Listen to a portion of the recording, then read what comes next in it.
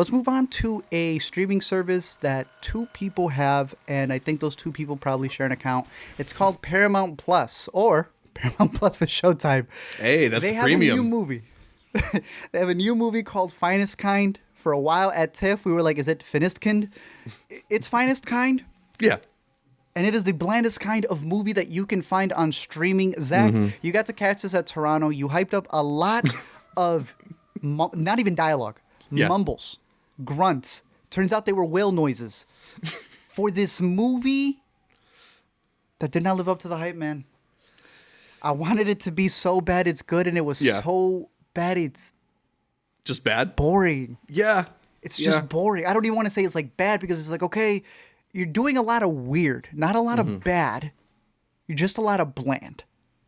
Yeah, I mean, they try to marry two different kinds of movies here, and the marriage never really takes.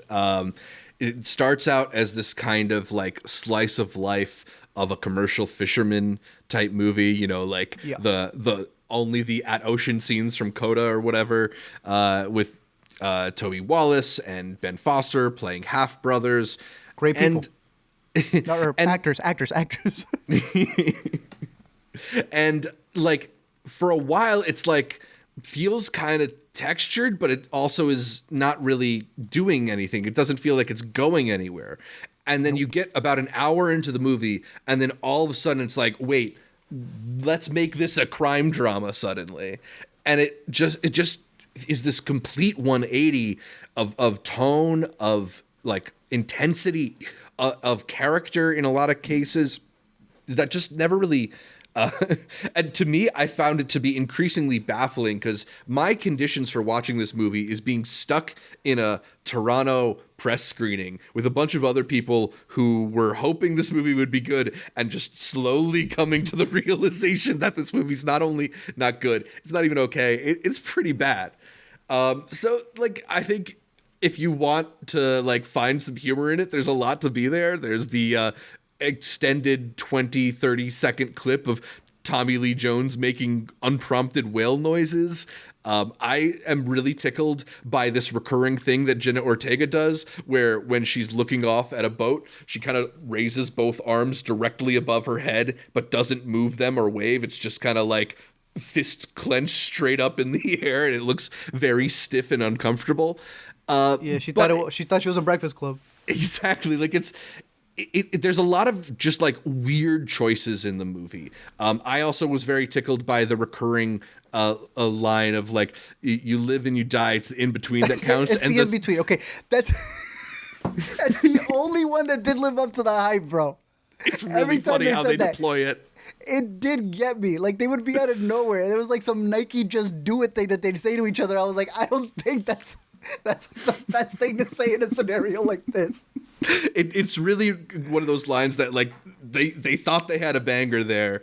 It just lands with a dud. The intensity just feels like way off the charts given like where we started with this movie. And like the whole thing revolves around like there's this fine on this boat that they have to pay, so they turn to crime when like this dude, Toby Wallace, has a rich father. He's massive. Like he's got a massive home. He's being set up for law school. You never thought to ask daddy before getting yourself like potentially killed? Well, daddy said no. That was the point.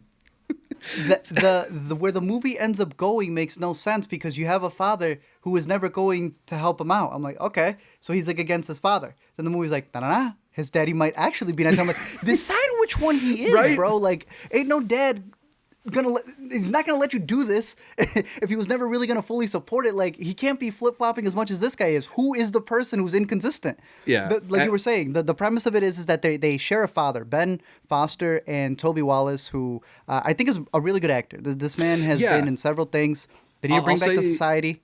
I'll say this about him. So I saw Finestkind first, and I was like, oh, that's a really convincing American actor. Then I saw Royal Hotel, and he shows up again. I was like, oh, he's actually Australian. Very convincing. I look him up, he's English. Bruh. He's that boy, dude. I'm telling you. Netflix canceled The Society. I'm not saying it was the best show possible, but y'all need to, 1, finish your shows. 2, that had a pretty good cast where a lot of those people have gone on to do great things. This is one of them right here. Shout out to his performance in Baby Teeth. That's another good one. Look, I respect this guy's acting. I think he's really good in a lot of stuff that he's in, even if sometimes the projects don't live up to it. But Totally. him and Ben Foster are siblings, and their father is the one and only Tommy Lee Jones, who went viral because he asked Jenna Ortega at the premiere, were we in any scenes together? She's like, in the middle of taking pictures. Yeah, we're in one. So I'm watching this movie going, is he in any scenes with anybody? If you look at it closely, bro, I'm like, when is he ever in any of these scenes with these people? It's one of the most shot in a weekend roles that I've seen in a while. They finally get in a car together, right? And I'm like, but is he in the back of the car? We're in 2023. They could do there's a VFX budget at the end of this that's credited. I don't know what magic they did in order to just get him in there. He is their father. They both have different mothers. That's the reason why Ben Foster's still doing boat stuff, and Finestkind is his father's boat. Whereas Toby Wallace is, he's got the rich dad, or rich stepfather, technically. No, they have the same mother, different father. So Yes, he's there the you go. one with the rich daddy who wants him to go to Harvard, Yale. I forgot which one it is, but it's a pretty big Boston school. University, I want to say.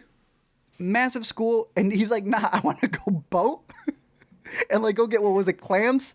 Whatever it was that they were getting. He needs to be with his brother. He's like, I just want to be with my brothers. And it's like, okay, this is the type of movie you're going for. I will say, maybe it's because you told it to me, but early on they do hint with Jenna Ortega's character and everything that there is some dealings going on. If I'm watching a movie from Boston, I already know someone's involved in something.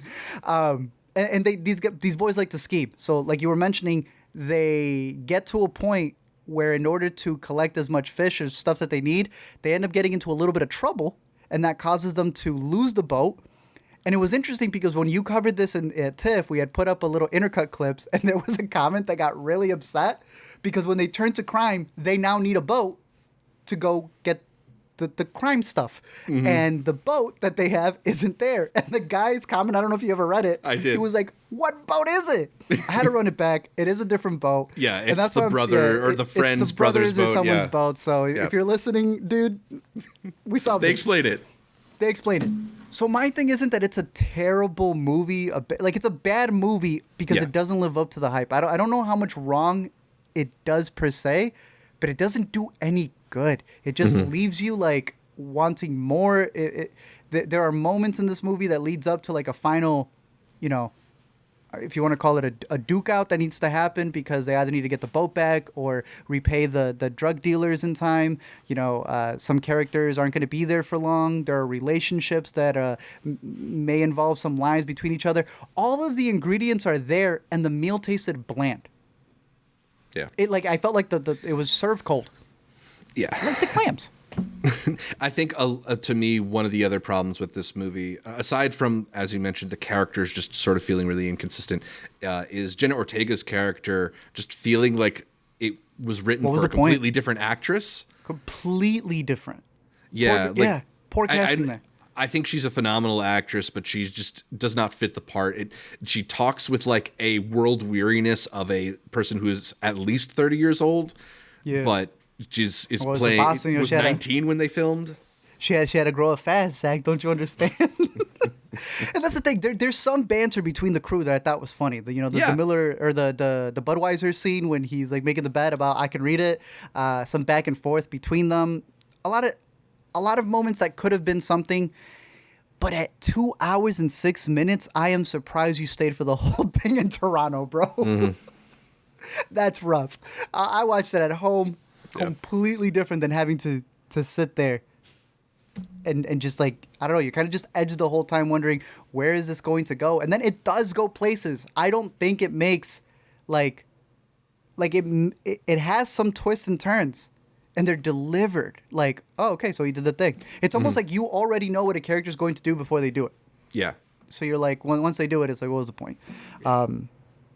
I did like the Ben Foster scene early on. You were talking about the moments of like silence that they have. When Ben Foster's like, his dad tells him, "Can you go do something?" Tommy Lee Jones goes, "Please." And Ben Foster just stares at him for 10 seconds. I thought my screen froze, and I run that back, and I'm like, oh, that's just a reoccurring thing in this movie, just letting it hang. Also, at the end, Ben Foster, great actor. Fantastic actor. Yeah, I didn't even really have much of a problem with the movie until it started trying to be a crime drama for no reason. And that's exactly why at the end, I thought that they were going to do a stunt. You know what I'm talking about? I'm getting into full spoilers. The ending of the movie. Jenna Ortega's doing a little thing, right? Yeah. And she wants to do this stunt. And I'm like, oh, snap. There's someone in a car. They're coming in a boat. I thought it was going to turn into Finest and the Furious. Yeah, or No, like they're that. just crossing. I'm like, why is this so... It was like, It's ready, so intense, ready? the music and stuff. Hello. Yeah. Brody did all that for a wave. It feels like they're about to try and pull off another heist, and it's Heist. just so Jenna Ortega can stand there and go, Charlie. Bro, I don't like... Oh, my goodness.